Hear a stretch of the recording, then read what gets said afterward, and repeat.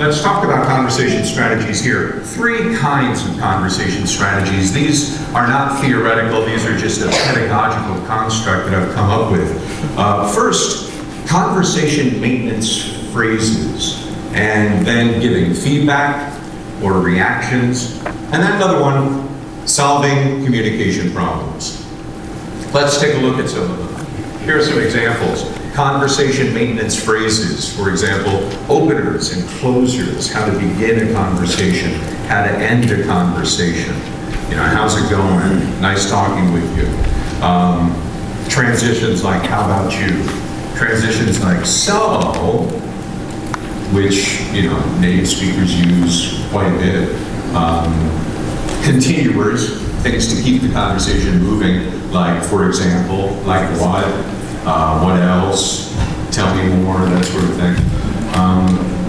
These down here, gambits and general extenders, they're a little bit more advanced for students who don't have a lot of experience or confidence in speaking English.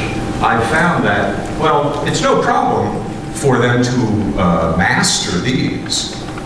But even with instruction, sometimes some students don't really internalize these quite as well, which would indicate to me that, okay, in the hierarchy of instruction, they ought to come a little bit later. I'll show you some more examples in a moment. Let's take a look here. Giving feedback, reactions. Here's a whole slew of prefabricated phrases. Oh, really? Oh, yeah, uh-huh, mm-hmm. Sounds good, sounds great, sounds terrible, and so on. I didn't know that, wow. Little tiny phrases here that students don't have a difficult time understanding because they know them. You know, they've read these in elementary school and in junior high school. What they don't do is use them. They don't use them effectively when they're having communication in the speaking classroom. One more here. Solving communication problems. Let me see, let me think. That's a difficult question. Pardon me. What does that mean? Do you know what I mean? Speaking of American English, the phrase, when I was growing up, do you know what I mean, was really, really common. But these days, the street slang is, do you see what I'm saying? And you know that phrase, see what I'm saying? I had a student about 5 or 6 years ago, a Japanese kid, went to California. He loved to play basketball with all these guys. And they're always talking and playing well. And you know, my student is not an exceptional speaker of English, but he's learning pretty quickly hanging out with these basketball dudes, right? And he kept hearing them say, Saddam Hussein. And he couldn't understand what Saddam Hussein. Why, you know, why do you say Saddam Hussein all the time? And they just cracked up laughing. It's, see what I'm saying? See what I'm saying? See what I'm saying? Saddam, never mind. Okay. Another one is, I know what you mean. Another one might be, never mind. There was a paper several years ago, somebody doing her PhD who just roasted me for teaching this. You know, you should never teach your students how to say never mind. Because the whole point of communication is to communicate. I said, no, the whole point of communication is to build interpersonal relationships. And sometimes you just pray that somebody might say, never mind, so that you can kind of escape the conversation. You follow me? See what I'm saying? Yeah. All right. Another one. These phrases down here. These phrases down here. Again, if they're under the line, they're a little bit harder to acquire and they need extra support. There's a difference between what does that mean and what do you mean, right? Native speaker recognizes it immediately. Non-native speakers do often have a little bit of trouble understanding that. You know, this just means explain the word or the phrase. This means explain yourself. Explain why you are saying such a thing. And again, down here we've got I mean and so you mean, so in other words, more sentence heads that students can acquire. All right, so examples of basic interactivity would be back-channeling. Yeah, right, really, yeah. Prefabricated reactions, also shadowing, you know, repeating, basic shadowing. And interactivity for the next level might include more advanced behaviors, which would be kind of an extension.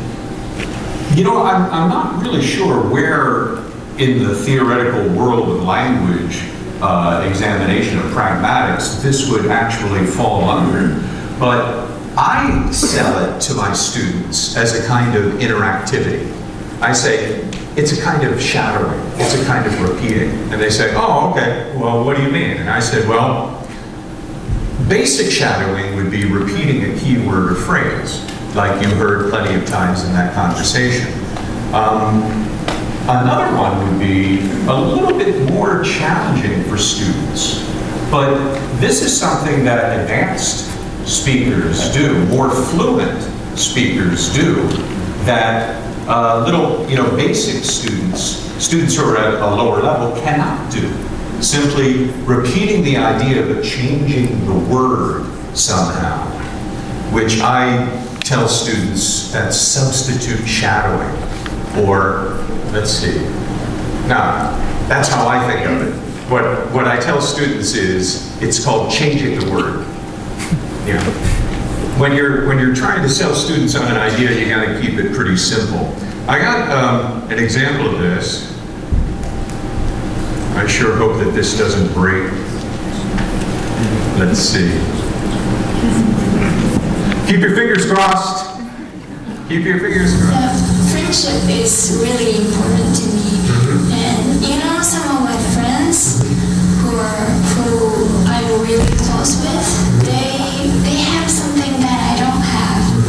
You know, sometimes, well, you know, some of the knowledge that they have, I don't have. So I can, you know, learn from them? Yeah, that's right. Yeah, a lot. Right? And so. Did you catch that? Is it too loud? Is that the problem? It's hard to hear. Right? Speak up, Sonny.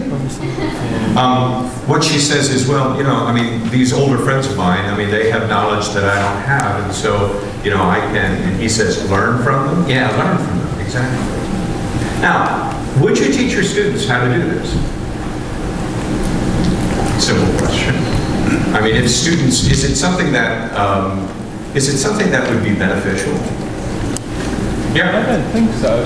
It seems to me almost like a psychiatrist or that's right. So tell me more about your mother. Yeah. It's a bit like, it seems to be that sort of dialogue rather than anything that's, it's not really very communicative, although he's letting her talk. Yeah. It shows interest in your partner. It shows that you're listening so carefully you can guess what they're saying next. That's really listening. You know, I mean, how many times do we have conversations with people who are very close and important to us, and we go, yeah, right, yeah, you know, and we're not really listening. But we hope that they'll finish soon.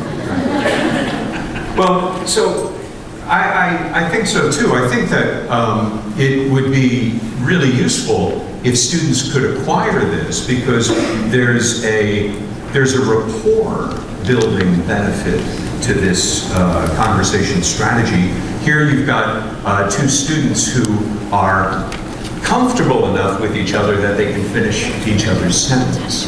Now, this is something that you wouldn't do with your boss, necessarily, right? And if you're an 8-year-old kid and you do it to your mother, then you're going to be in big trouble, perhaps. But, you know, people who are on equal level, colleagues, you know, people on the same level, it's all right for them to do this. Well, I think that by actually encouraging the use of this, then it really, it has that kind of, I don't know, cyclical effect that, you know, you do it to build rapport, and by building rapport, it's a really useful conversation strategy that students can acquire. This one is kind of simple. You can probably guess the word. Yeah, I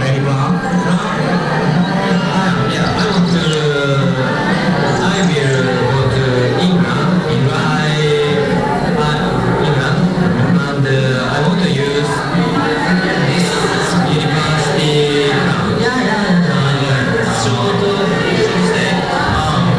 How many days? Maybe How many days are you going to be gone? And then he says, maybe one day. Now, it couldn't be one day, so 1 month is what the guy has to say. So guessing the word. These guys are friends, and it's okay for them to do that with each other. Is it very difficult to hear it with these speakers? Or is it my students' pronunciation is... Oh, leave my students alone. Okay. Well, that's enough. I think you get the idea there. Let's see. Moving back here. Let's see. F5. F5. Sure. Is it F5 or Control 5? First take the box off.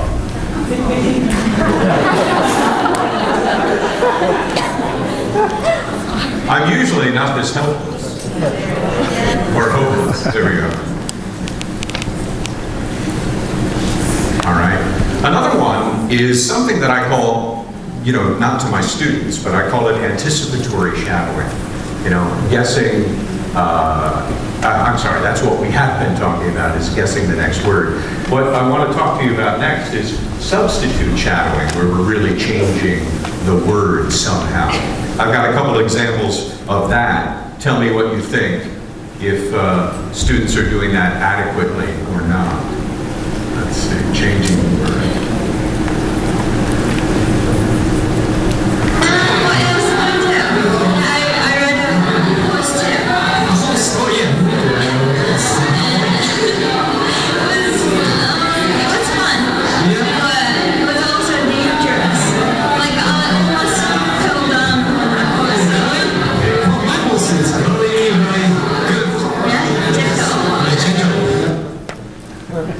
They're talking about horses, and he says, my horse is very, very, and she says, gentle.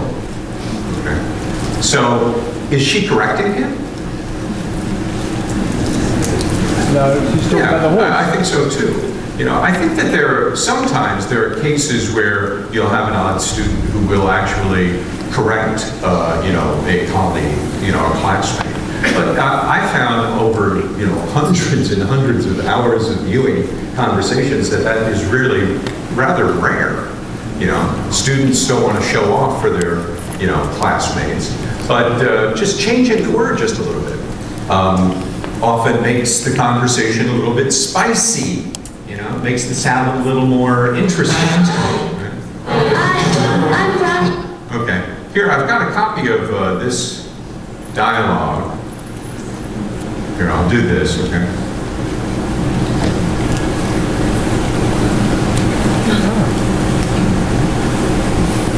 Here we go.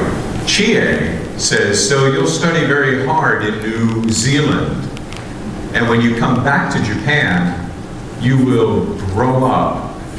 Michiko says, grow in English skill? Yes, so I'm a little bit worried. And listen for what they say to each other next, all right?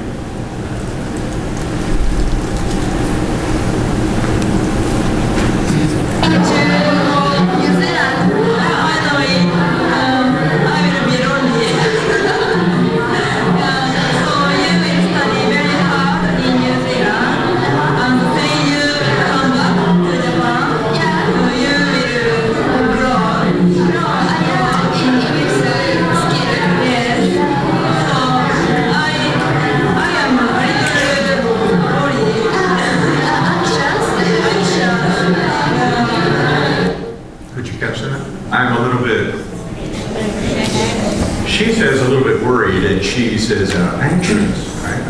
Now, there's nothing wrong with the word worried, right? But by adding the word anxious in there, she's kind of flexing her vocabulary muscles, right? You know, the students often say, I need more vocabulary, I need more vocabulary. It's a great way to practice that vocabulary. You hear a word that you can restate in some way. Pretty cool. And as I said, it adds redundancy to the conversation, which is the kind of redundancy that I mean, native speakers often do this sort of thing. You know, sweet, awesome. To build on the American slang just a little bit. So, let's see. Let's go here. So, okay, we've got these different kinds of conversation strategies, maintenance phrases and communication strategies that fix problems, and also phrases that build rapport and interact, like shadowing and repeating, and those that I've just shown you as video examples. Here are a couple of the basic ideas that I found are useful for how to teach interactivity. Because you can't just say, I learned the hard way. You can't just say, okay, guess the next word. Oh, really, is something that you can get students to say, because, you know, okay, it's not so difficult. But getting students to say, getting students to internalize this behavior so that it's automatic, that takes a few steps. What kind of step? What kind of steps? Well, one is to introduce a phrase or behavior first by video or in a listening conversation. And then give students a controlled practice. Now that's where the handout that you've got in your hand there will probably come in handy. Handout. Let's see. Flash drive. Yeah, there we go. Since we don't have time for you to practice this, of course you don't need the practice, I'll just show you very quickly. So you can photocopy this, give this to your students, see if it works with them. A says, if you want to be healthy, you shouldn't sit at home, eat snacks, and watch. B says, watch TV. And A says, yeah. So this activity, student A will say something, and student B, student A hopes that student B will say sports drink. After exercise, I have a lot of sweat and I'm really thirsty, so I want to drink a sports drink. All right? So how does student B know? Well, student B has phrases right here. Which one of these? Which one of these? Sports drink, tea, whatever. All right? So this kind of controlled practice, I found, is an absolutely necessary step for students. Students are not going to guess the next word just by showing an example and you telling them to do it. It's not going to happen. Same thing about changing the word. This kind of controlled practice, along with the power of seeing their, their seniors, students like them, actually doing that which the teacher's asking them to do, I found is a very powerful motivator for students. Right? Let's see. And right here also for you, this one on page 3.